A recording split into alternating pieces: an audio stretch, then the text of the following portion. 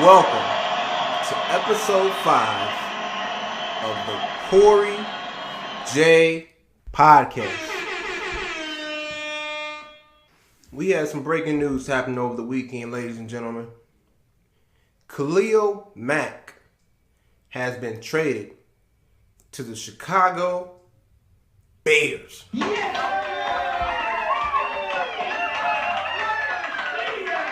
It's the return of the Mack, the monster of the Midway, joining the NFC North. That can't be good news for Aaron Rodgers, Kirk Cousins, and Matthew Stafford.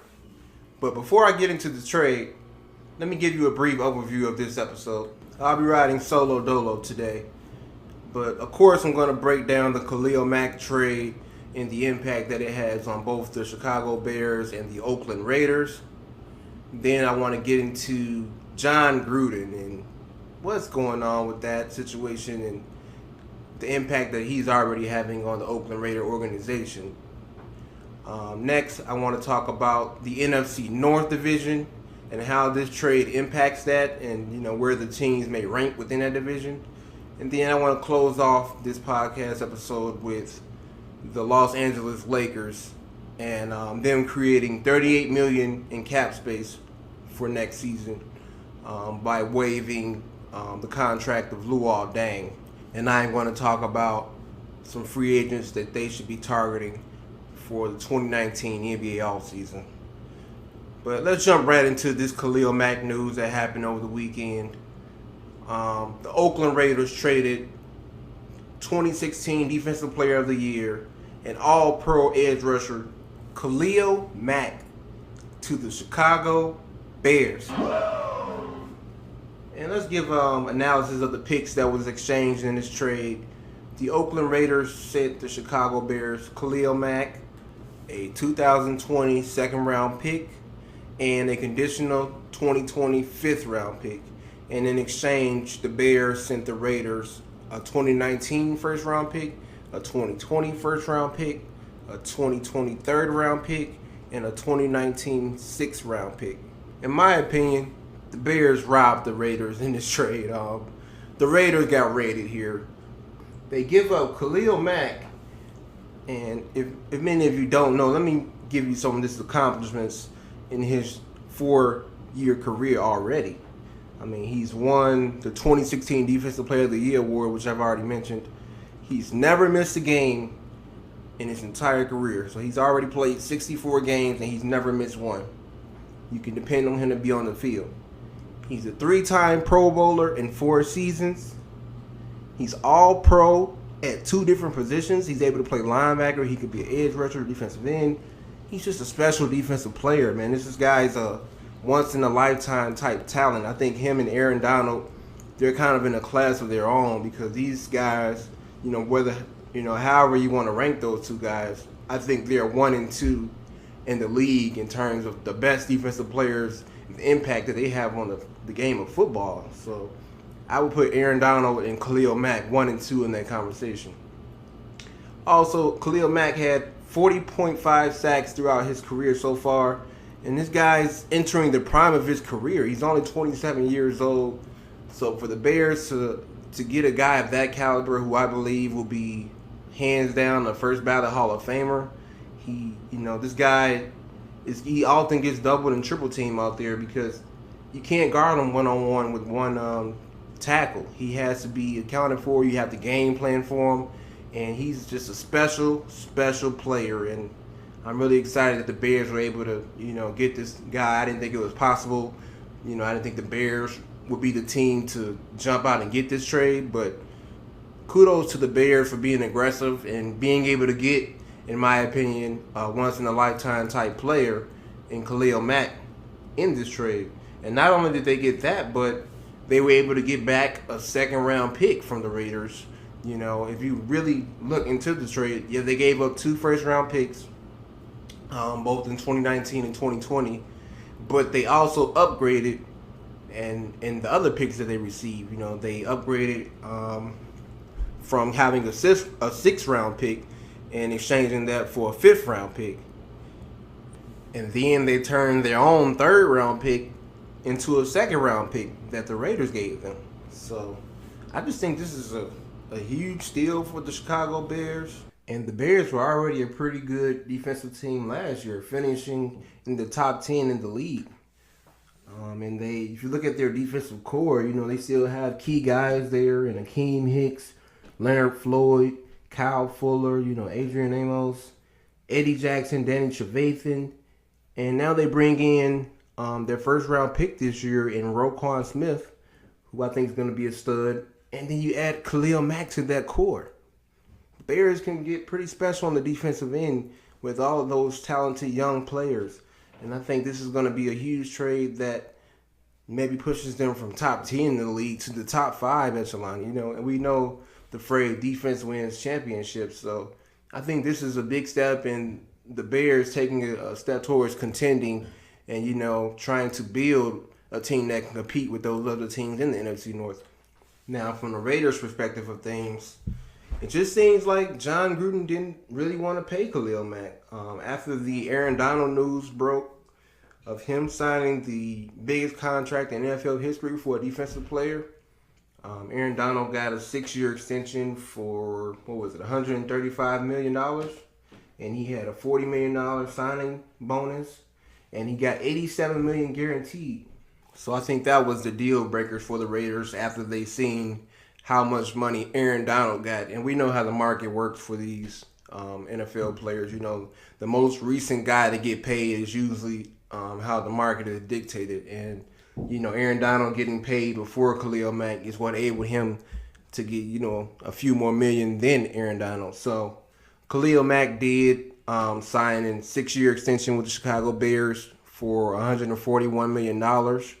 And he got $60 million signing bonus and $90 million guaranteed. So he had $3 more million guaranteed than Aaron Donald, and around $1 million a year annually more than Aaron Donald. So I'm guessing the Raiders just said, we can't pay that guy.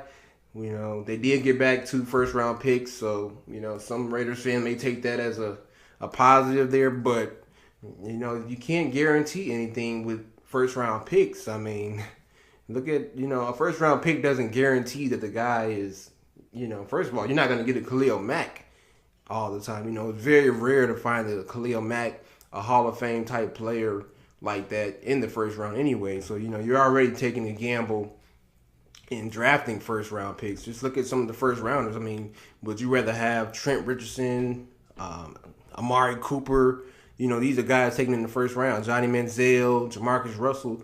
That doesn't guarantee that they're going to be star players, and they had a star player in Khalil Mack already that they gave away for, I think something that most teams wanted to get in on. There's plenty of teams trying to trade for Khalil Mack, and he's, again, a special type of player that you dream for to draft to your franchise. And the Raiders did that. And after 4 years, they just didn't want to pay him. So I think that was a little strange for the Raiders to trade such a good franchise guy. And not only did he have the talent on the field, but he was a leader in that Raiders locker room. There were a couple of Raiders players that spoke out on Twitter, that were not happy with the trade. Derek Carr was unhappy and shocked that Khalil Mack got traded. Bruce Irvin on the defensive end. So he definitely was a leader for that Raiders defense. And he has never had any off-the-field issues. He's always focused on football. He seems like a pretty humble guy. So, and he was available every single game.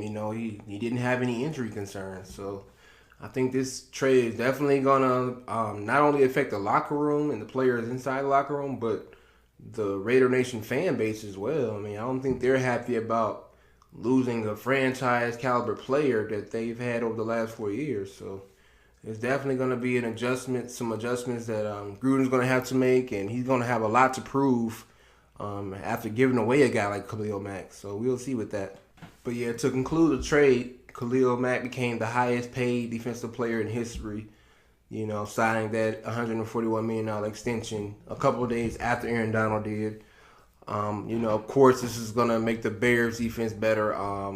They were already top 10 defense, and now they add Khalil Mack. So that's a huge addition for the Chicago Bears. And for the Raiders, it's a big loss if we're gonna be honest. And yes, you get the picks. They didn't have to pay Khalil Mack, but I think the fan base definitely is upset with this trade, and they kind of taking this season off, in my opinion. You trade your best player. I'm sure there were playoff hopes for the Raiders this year, and maybe they still think that, but they're definitely going to be a lot harder with the loss of Khalil Mack. Moving on, let's talk about Jon Gruden, Mr. $100 million man. And I'm just curious. I'm just going to flat out say it.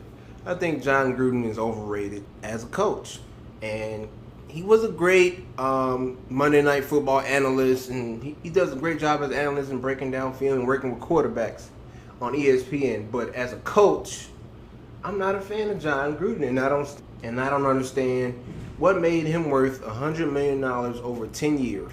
What was the Oakland Raiders thinking, man? And, just look at the history of Jon Gruden. Yes, we know he won a championship or a Super Bowl with the Tampa Bay Buccaneers in 2002, but if you really look at the context of that history, that was Tony Dungy's roster. Tony Dungy built that team. He already had several Hall of Fame players on the team, and Warren Sapp, Derek Brooks, John Lynch, and Simeon Rice. So that was a very talented team that he had already inherited. And yes, he won the Super Bowl that year, but he didn't build that team, And the year after that Super Bowl, they went 4-12. So it just kind of proves that he's not a build a team type guy. His overall coaching record for his career is around 54%, which is pretty average for a guy that just got $100 million. So I just don't get the hype with Jon Gruden. His last 2 seasons in Tampa, I think he went 9-7, both of those seasons. So it just seems like he got a lot of praise for winning that Super Bowl with the Tampa Bay Buccaneers, but that wasn't a roster he built. He kind of already inherited something great.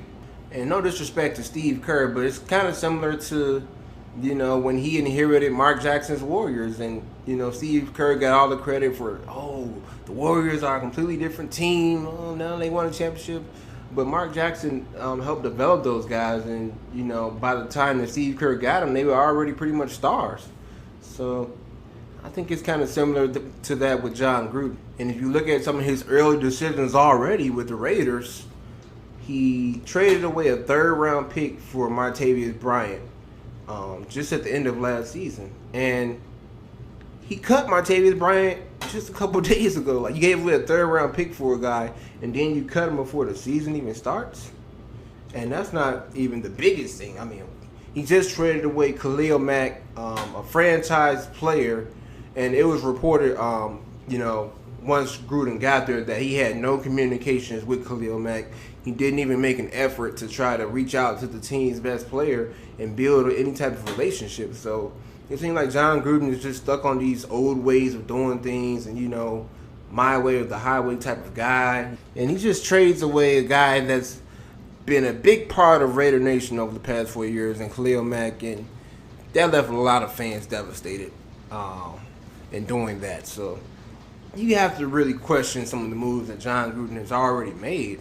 And I know he did a press conference recently discussing the trade, and he kind of threw the GM under the bus by claiming he wasn't involved in the process and all of that. But, these guys getting $10 million a year, $100 million over 10 years. Do you really think Jon Gruden wasn't consulted in this process? And from the reports that's been out there, it's clear that he really didn't care about trying to bring Khalil Mack back. He just kind of came in and, kicked the best player in the franchise to the curb. Like, it's not a good start to me. If you're Jon Gruden and you're trying to impress those Raiders fans and those players in the locker room, to just come in and disrespect a guy like Khalil Mack, who's been a great team leader and has had no issues off the field. And it doesn't stop there. He also traded away a 5th-round pick for a backup quarterback in A.J. McCarron, who hasn't really shown much to me. I think that was pretty steep to give up a 5th-round pick for A.J. McCarron. He hasn't proven anything yet that he's going to be a good backup or a good quarterback in this league. I think they could at least, settle for a 7th round pick, but to give up a 5th round pick, I thought that was kind of high as well. So again, that's another Jon Gruden decision that's questionable before he's even played a season with the Oakland Raiders. So just keep that in mind as things progress with the Raiders, and we'll see what happens with those 1st-round picks they get in the trade. But he definitely needs to be monitored, and he's a lot of pressure on Jon Gruden, especially with that contract that he received of $100 million. But we're moving on from that topic. We got to talk about the NFC North and the effect that the Khalil Mack trade is going to have on this division. I think before the trade, it was pretty clear that the 2 best teams in the division are the Minnesota Vikings and the Green Bay Packers. And this is coming from a Bears fan, so I'll put my bias aside and admit that the Vikings and the Packers, were the 2 best teams in the division before the trade. Now, after the trade, I think it's up for debate who's going to finish second in the division. I still think personally that I'll give the Vikings a slight edge to win the division, but I think it's a question of who can, I wouldn't be surprised if the Bears won the division, but I think they could definitely finish second or maybe get a wild card spot after this trade. It really all depends on what happens on the offensive side of the ball. I think defensively, again, they were a top 10 defense last year. They added a top 2 defensive player in Khalil Mack to their defense. And now it's just up to the offense, who they also had some offensive additions with Taylor Gabriel, Allen Robinson III, and Trey Burton, the tight end. So they have some new weapons this year that should help Mitch Trubisky out. As we know, they traded a lot of picks to move up and take Trubisky. The previous draft before. It's definitely, time to produce now. I think Mitch Trubisky is under a lot of pressure. And one of the reasons that the Bears were able to pay Khalil Mack that massive contract is the fact that Mitch Trubisky is still on his rookie contract. This is his 2nd year in the league coming up. So they still have some time before he's due for an extension as well, So this is the time to win. I mean, if you look at teams like the Eagles, teams like the Rams, the reason that they were able to have so much success last year was because their quarterbacks are still on their rookie contracts, and Carson Wentz and Jared Goff. And they were able to stockpile a lot of talent around those guys. The Eagles' defense was impressive. They even added Michael Bennett this season to that championship team. So, they're able to continue to add talented players with the rookie contract quarterback. And look at the Rams with Jared Goff. I mean, look at their defense. They brought in Dominican Sue, Marcus Peters, and Aqib Talib to a pretty damn good team already. They had a stud running back in Todd Gurley, who was in the MVP conversation. So I think the Bears are taking the page out of their book and trying to find in that window of opportunity, where your quarterback's still on a rookie contract and you're hoping that he can produce more than he's getting paid at this time, So hopefully Trubisky's able to take that next step. He did have one of the worst receiving corps in the league last year, so I think he's in a new system this year. We're definitely, as Bears fans, we're definitely expecting more from Trubisky this year. But yeah, if you look at the blueprint that the Eagles and the Rams had, it's kind of similar to what the Bears are doing with their defense. I think they're going to be in the conversation for top 5 defense this year with the addition of Khalil Mack. And guys in the NFC North, they can't be happy with that, in particular the quarterbacks of Aaron Rodgers, Kirk Cousins, and Matthew Stafford as well. And this division is really good. It's a very tough division. Having teams like the Minnesota Vikings and the Packers, if you have a great as a quarterback as Aaron Rodgers is, you can never really count out a team with a quarterback like that. So the Packers are definitely going to be a formidable foe with Aaron Rodgers. But I think the Bears are definitely in that conversation now with what I perceive will be an elite defense, and we will see what happens with the Bears offensively, but they definitely have potential to be both good on the offensive end and defensive end. So They are not a team you can sleep on anymore in that division. I think both the Packers and the Vikings will have some tough games within their division that can go either way, 50-50, or we'll see what happens. But we will get to see week 1, actually, when the Packers open up their season against the Bears at home. So that'll be our first action to see Khalil Mack, although it is on a short notice. He hasn't had much time to learn the playbook. And, this is his first week with the team. He still has to get in proper football shape. But it definitely will be interesting. And I'm definitely looking forward to seeing Khalil Mack get that first sack on Aaron Rodgers and saying, "Surprise, motherfucker!" and letting him know that the monsters of the Midway are back. But this will be a very competitive division. We know the Detroit Lions are a competitive team with Matthew Stafford and some of the weapons that they have on their defense as well, with a guy like Darius Slay Jr. The Vikings, to me, they made a big improvement at the quarterback position. I know Case Keenum had a career year last year, which is why they had a lot of their success. They already have an elite defense with Anthony Barr and Harrison Smith and Sandejo, all those guys on the defensive end. But bringing in Kirk Cousins was pretty big for the Vikings, in my opinion. So they definitely, as of today, I would have them as the favorite to win the division.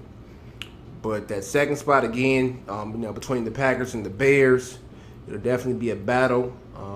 We'll see who wins that first matchup in week 1. But you do have the bad man Aaron Rodgers, who has to be accounted for. And with this new Bears defense, they're definitely going to be a problem for those quarterbacks in the division and for quarterbacks around the entire league. So be on the lookout for those Bears. Moving on from the NFC North, got to talk about a slick move that the Lakers made this past weekend by getting Deng's contract waived and stretched for this upcoming season. Now, for those that don't know, a waive and stretch basically means that the team is allowed to stretch the player's contract out over several years to reduce the hit on the cap space that the contract would have. So what the Lakers did was they agreed to a deal with Deng where he gave back $7.5 million of the $36 million that he was owed on his contract. So now he will be getting that $29 million instead of the $36 million that he initially agreed to in his contract. And he did the Lakers a favor by giving back some of that $7.5 million, which allows him now to go out as a free agent and sign to any team that he pleases.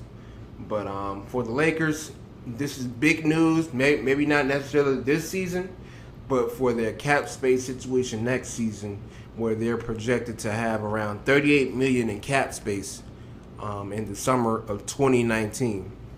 So, with that news being said, I wanted to give my list of the top 4 players I think the Lakers should be targeting with that $38 million in cap space next summer.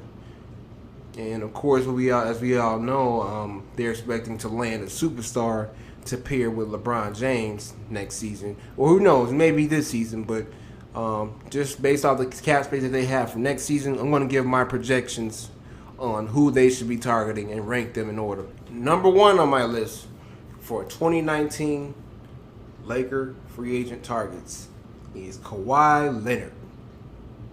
He makes the most sense to me because he is a superstar of the highest order, and I think he would be the perfect player to pair LeBron James with as LeBron ages in his illustrious career.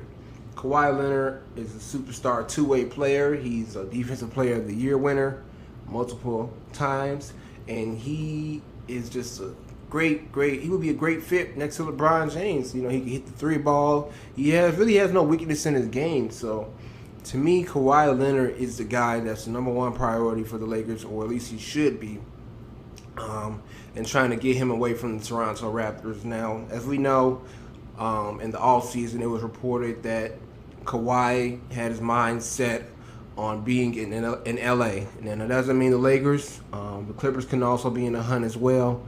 But, Kawhi is from the LA area, and according to sources, he does want to play in LA. So with that said, I think the Lakers should do whatever they can to get Kawhi in an LA uniform. And And if they can find a reasonable trade this season, I wouldn't mind them trading for him this season to lock him up before the offseason even hits. Because as we've seen with Paul George, who also had his mind set on LA while he was an Indiana Pacer, sometimes a player can just be convinced to stay with their team. After Indiana traded Paul George to the Thunder, the Thunder was able to convince Paul George to stay despite the initial reports that he wanted to go to the Lakers. So, sometimes if you're a good organization or you're able to make an impressive impact on a player, they may change their mind and, say, hey, I don't want to go to LA no more. I don't want to do this. I'm going to stay with this organization because they treated me well and this is where I'm happy at. So, you definitely run the risk of that happening with Kawhi Leonard as well in Toronto. And Toronto's not a bad city at all. So, there's definitely a possibility that Toronto was able to sway Kawhi Leonard into staying. But if you're the Lakers, again, you want to make him a top priority to me. They already have the $38 million in cap space available, so he could easily sign that max contract with the Lakers in the offseason. But, I think a lot of that depends on what happens on the court for the Lakers this season. If they're able to exceed expectations, I see no reason why free agent superstars wouldn't want to sign with the Los Angeles Lakers and play with a guy like LeBron James, where you're going to be competing for titles every year. So, number one, Kawhi Leonard should be the guy who the Lakers have at the top of their list for the 2019 free agent class. Number two on that list, and I'm going to say this, even though I don't think this is a likely possibility, I think this is more of a pipe dream for the Lakers, but the answer is Kevin Durant. I do think he will stay with the Warriors. To me, it makes no sense for him to leave the position he's in when he could, although it may be, perceived a certain way, he can just continue to win championships with that stacked roster that they have there.